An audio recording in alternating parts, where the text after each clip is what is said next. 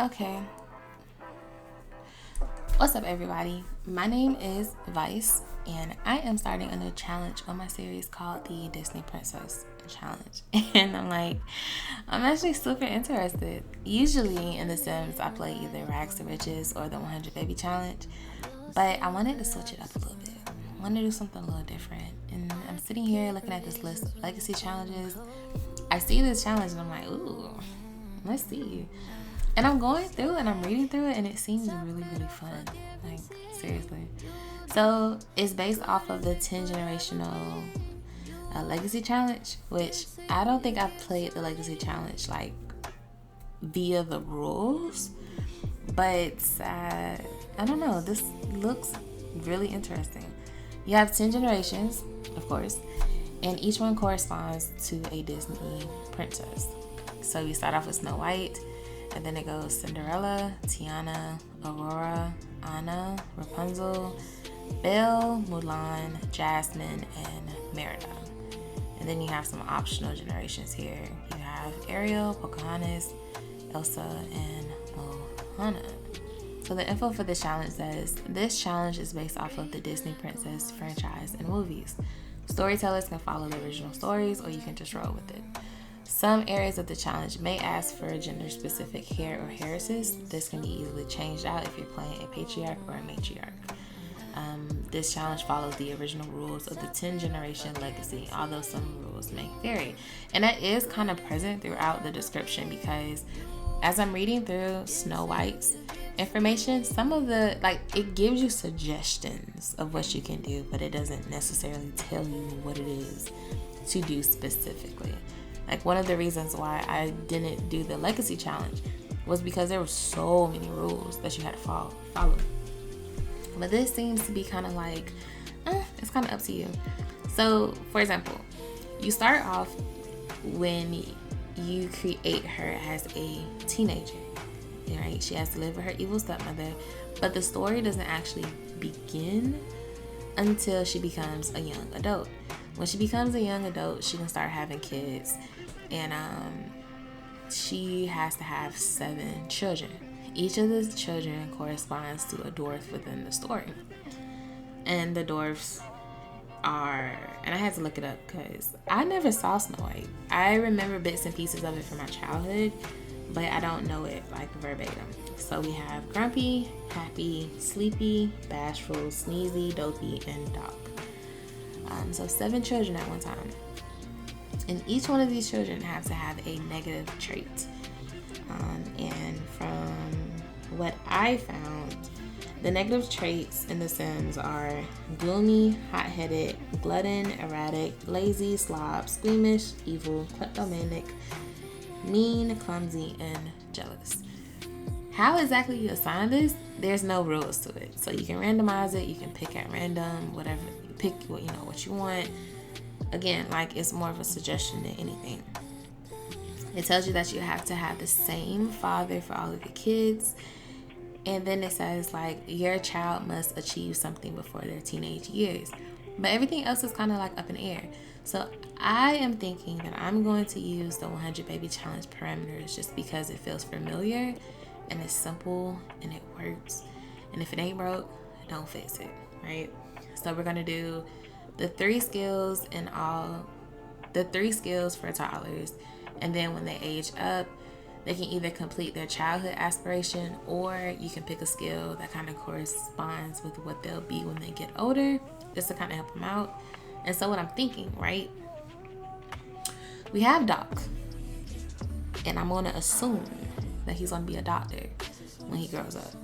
So to get into college, for biology, there's certain skills that you need to make sure that your sim has.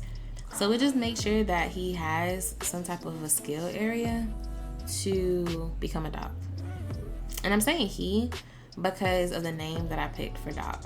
So the names for the children, I want them to kind of correspond with their dwarf counterparts. So doc, of course, is short for doctor.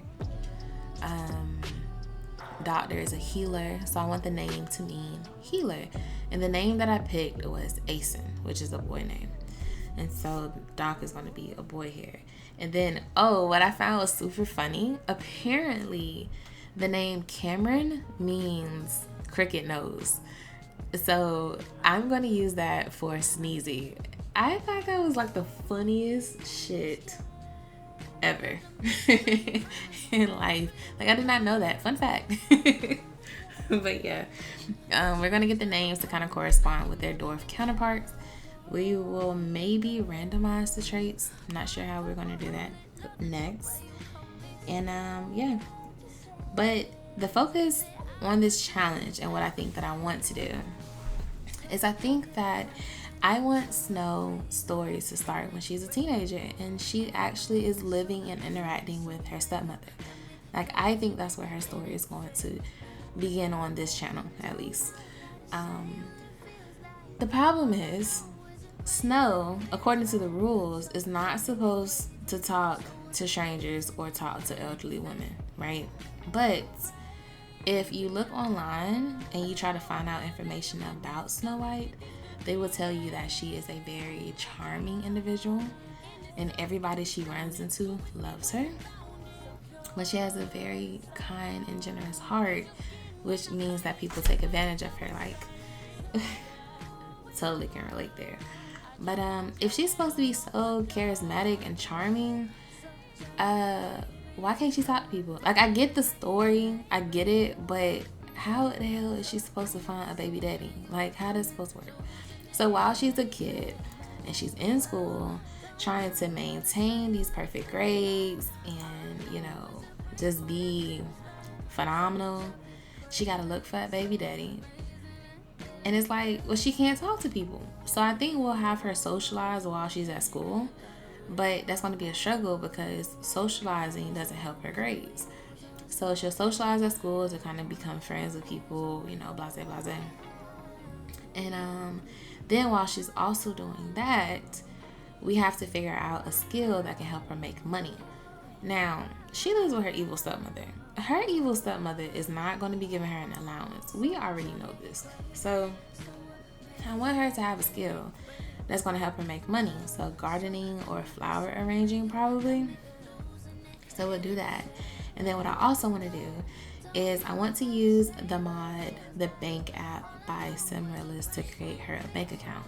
So as she's making money, we can put this money in her bank account. And when she gets kicked out at 18, her evil stepmother's going to be like, oh, you're going to be homeless. You're not going to have anything because I haven't given you anything. You haven't had a job. Like, you know, you're going to be on your own. And then we're going to be like, but what she didn't know is we've been making money this whole time.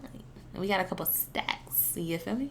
So we're going to make sure she's going to be taken care of and she's good. You know? She's going to be fine when she moves out. Her evil stepmother's not going to know this. But that's a lot to do while she's in school as a teenager. She has to maintain good grades while socializing and trying to find a baby daddy. She has to find a skill. She has to make money. You know, all before she can actually get out of this house with this crazy ass woman. So, and then that's just her as a teen. Now you telling me she got to go out and have 7 kids by the same person on her own, no help, just oh my god, that's just a lot. But yeah, that is basically how our Disney Princess Challenge is going to start, at least for Gen 1 with Snow White. So we are in Creative Sum right now, actually creating our girl, and so I tried to stick to what was characteristic of Snow White. And according to the description, she has ebony hair, fair skin, and rosy lips. So we made her light skin. We gave her this bomb ass bob. And then I have this skin detail that gives you these natural lip colors. And so we gave her these really rosy, plump looking lips. And we made sure that we kept it natural because, you know, this is just who she is naturally, right? On top of that, she wears a blue top and a yellow skirt, and she has like red details throughout. So I wanted to kind of stick within that color scheme for her outfits. So what you'll start to see is that I'm kind of going back and forth with her outfits. In some areas, you know, I was doing all red, and then I had to go look at a picture because I realized like I didn't know what she looked like, right? Like, in my mind, she had a cape. I don't know. So yeah, played around with that, and then I kind of kept to the whole blue top, yellow khaki bottoms, and then just doing some red here and there. And then as far as her style, I didn't want to go the whole traditional route. I wanted it to be kind of modern, kind of stylish. So we went more of a 2020 look for her versus like a traditional. I don't even know how old she is. Like the really conservative, super traditional look. So yeah, she walking around here looking like a whole snack. Now, lastly, Wikipedia says, which, okay, I'm assuming they put this information in there because they're trying to tell you that she's not a child, but she's not an adult either. But they said, sis is flat-chested with hips. I was dead. Like, what? In Wikipedia? For real? Okay. So she got hips. So we had to figure out a way to kind of like accentuate that. Accentuate? I don't know. My accent showing me. Anyway, we had to figure out a way to kind of accentuate that on her. And yeah, she came out really, really cute. And like, I really like sis. I think sis is super beautiful. And then as far as where this is actually going to take place, I'm not going to lie, I struggled trying to figure out where we were going to do this.